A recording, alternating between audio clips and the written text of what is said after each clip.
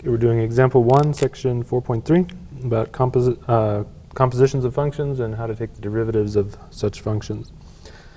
So first of all, we'll just do a couple of examples of what function composition actually is, how you figure out, how you evaluate them. So we're looking for f of g of 3, and we're told that f of x is equal to 3x plus 1. G of x is equal to square root of 2x minus 5. All right, so to find f of g of 3, the first thing we'll want to do is evaluate g of 3. So that means take 3 and plug it into the function here.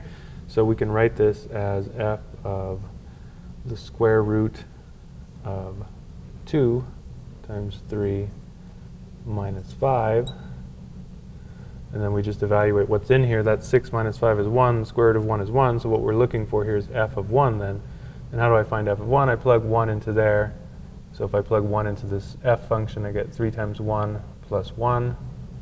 So that's 4. So f of g of 3 is equal to 4. For the second one, we're after g of f of 2. So I'll do this one a little bit faster. G of f of 2. What the first thing we'll want to do is figure out what is f of 2.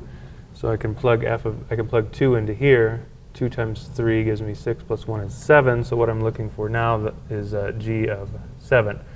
And I can find that by plugging 7 into the x in the g function. So that gives me 14 minus 5 is 9. So I'm looking at the square root of 9, which is 3. So g of f of 2 is 3. Then g of f of 0. So again, the first thing I'll do is figure out what is f of 0. I plug in 0 into the f function wherever I see an x.